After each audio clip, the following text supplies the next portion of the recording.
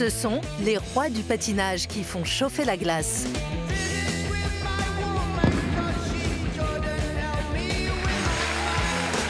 Depuis un mois, la troupe d'Holiday on Ice est en tournée en France avec ce spectacle Supernova. Et la championne Sarah Abitbol en guest star. Sur la patinoire, 2 heures de pirouettes, plus de 200 costumes, du plus classique au plus extravagant, et une trentaine d'artistes anonymes ou champions olympiques. En 80 ans, ce show XXL est devenu légendaire. Pourtant, cette aventure artistique et humaine s'étend bien au-delà du simple patinage. Car dans cette tour de Babel des temps modernes... Je viens de Montréal, au Québec. Je viens d'Angleterre. Je viens de Russie. Je viens d'Ukraine. On se dépasse, on tombe amoureux. Salut chérie. Ou on tourne la page d'un passé douloureux. Je me sens complètement libérée lorsque je patine et je me sens enfin la vraie Sarah. Pendant plusieurs mois, nous avons suivi le quotidien de ces fous de glace dans les coulisses d'Holiday on Ice.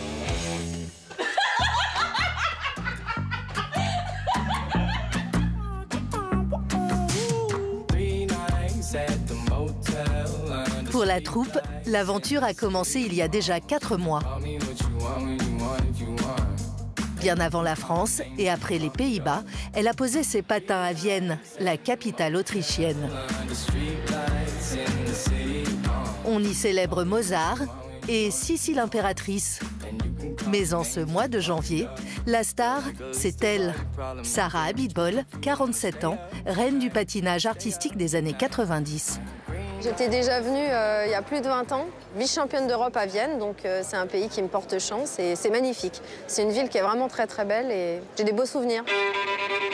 Dans moins d'1 mois, elle sera la tête d'affiche du spectacle lors de la tournée française. À ses côtés, son metteur en scène, Yves Barta. Oh, c'est joli, hein. On pourrait l'intégrer dans le spectacle, en fait. Franchement, on devrait la faire voler dans les airs. En même temps. Ah, bah oui.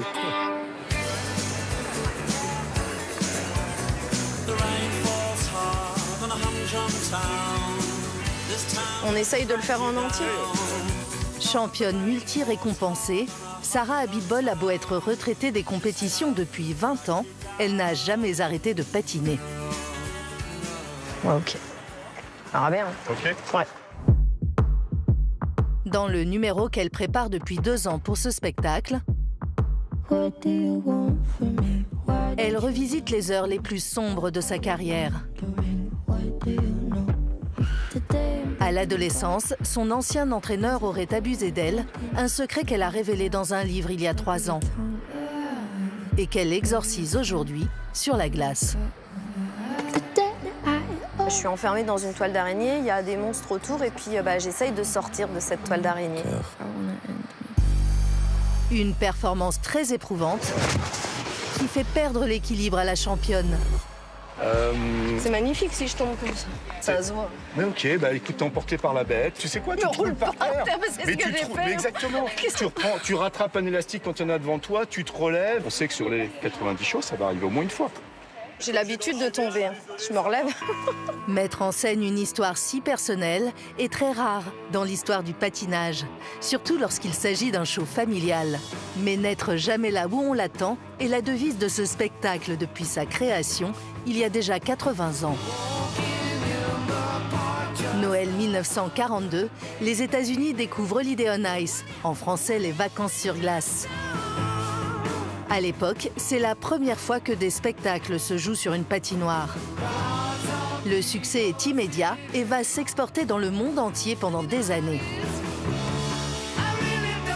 Pourtant, au fil du temps, les danses un peu datées et les chimpanzés acrobates vont rendre le concept un peu désuet. Alors, il va se moderniser, avec des numéros toujours plus spectaculaires et des vedettes du patinage en guest star comme Philippe Candeloro ou Surya Bonali. Un show à l'américaine avec une logistique gigantesque qu'il faut exporter à chaque étape de la tournée.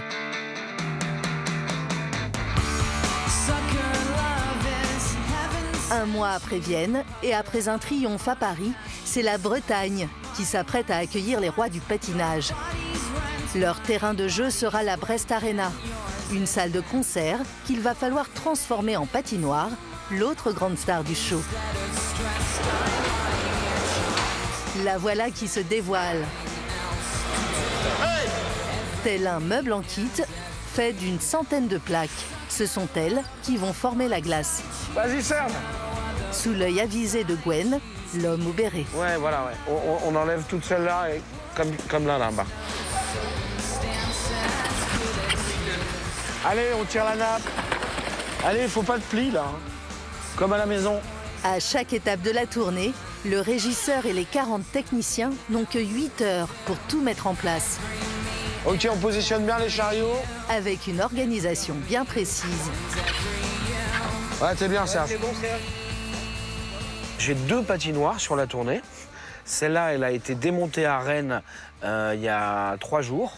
Je la remonte ici. Et j'ai une autre patinoire qui est en ce moment à Caen, qui est en train d'être démontée et qui va partir après à Limoges. 2 patinoires, ça nous permet d'enchaîner les spectacles en permanence. C'est un challenge logistique et de timing, ouais, principalement. Ouais. Une fois les plaques posées, elles sont arrosées d'eau et réfrigérées à moins 12 degrés. Il faudra 36 heures pour créer les 40 tonnes de glace nécessaires au spectacle. Une scène que les artistes ne vont pas tarder à découvrir.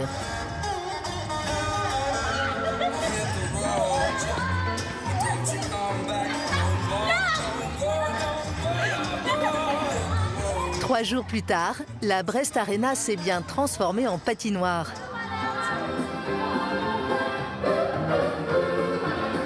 Les sportifs se préparent pour le show de ce soir. Juju. Salut. Ça va? Ça va et toi? Parmi eux, Julie et Jérémy, les rares Frenchies du groupe. Toi, t'as fait un beau salto arrière hier. Ah oui. Je l'ai vu. Ils ne se connaissaient pas il y a quelques mois, mais depuis petit, ils nourrissaient le même rêve, intégrer cette troupe légendaire. C'est super, c'est une grosse compagnie, ils ont des très beaux shows. Ça a toujours été un rêve. Dès le moment où j'ai vu leur premier spectacle, j'ai dit moi je veux faire ça. Respectez bien vos points de repère. Vous devez commencer à 2. Si Jérémy est le petit nouveau, avec 13 ans d'expérience, Julie est la vétérante de la troupe.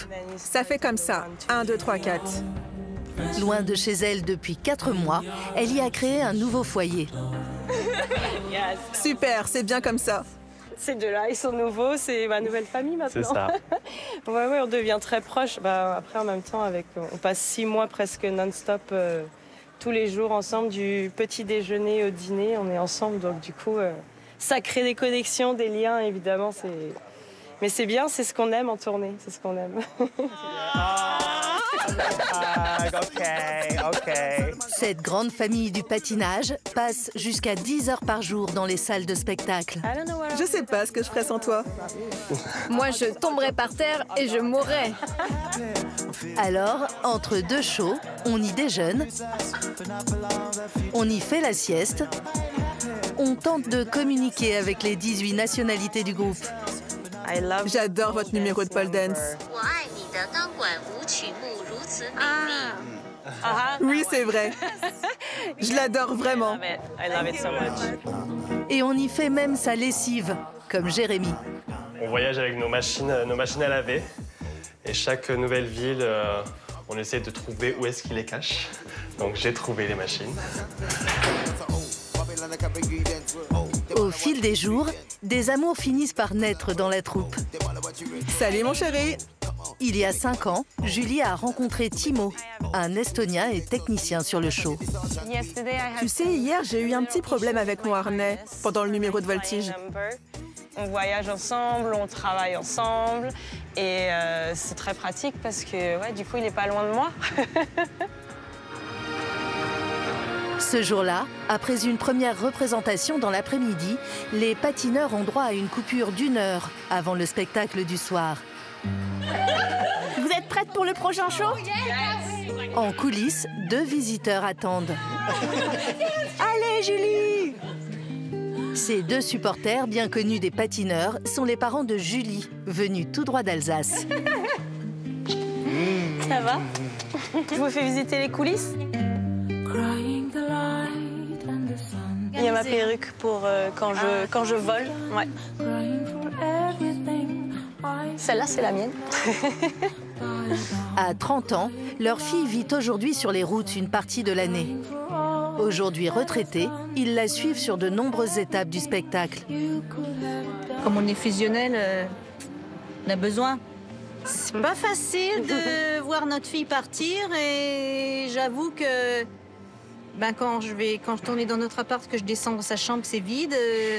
Je viens. Oh, mamounette. Il faut dire que ses parents s'étaient habitués à sa présence. Privée de scène pendant 3 ans à cause du Covid, Julie n'a retrouvé la troupe que depuis quelques mois.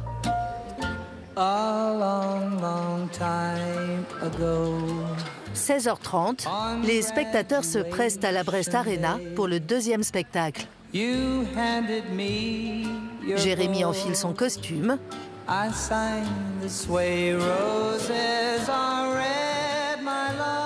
Pendant que Julie retouche son maquillage en pensant à ses proches dans la salle. C'est un petit peu stressant parce que je veux bien faire et mes collègues ils adorent quand mes parents ils viennent parce qu'ils nous donnent un peu d'énergie avec les applaudissements, les cris, ça nous motive, Alors. Au même moment, Sarah Abitbol se prépare dans sa loge avec ses petits accessoires dans ses bagages. Ça, ce sont mes petits chiens. C'est des cache-lames en fait que j'ai fait faire avec mes petits Yorkshire. Voilà, ma passion, ce sont les animaux après le patinage artistique. Et j'ai mes 2 York qui sont à la maison et qui m'accompagnent normalement partout. Mais là, je suis pas sûre de les avoir tout le temps. Donc voilà, comme ça, ils sont avec moi. Mais dans la précipitation... Ouais, quelqu'un de porte jusqu'au backstage. J'ai pas de protège-lames. Impossible pour elle de toucher le sol sans les Yorkshire restés au vestiaire. Il est 17h, l'heure pour nos rois du patinage de briller sur la glace.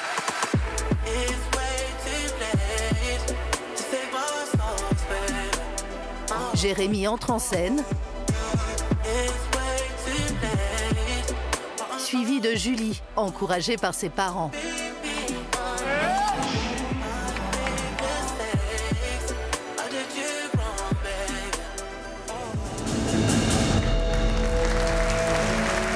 Et quelques minutes plus tard, Sarah se livre sur son histoire et sur sa renaissance après des années de souffrance et de silence.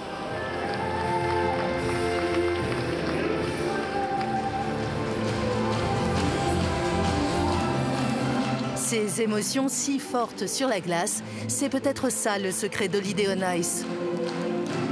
La semaine prochaine, la troupe se produira à Dijon et sera de retour avec un tout nouveau spectacle à l'hiver 2024.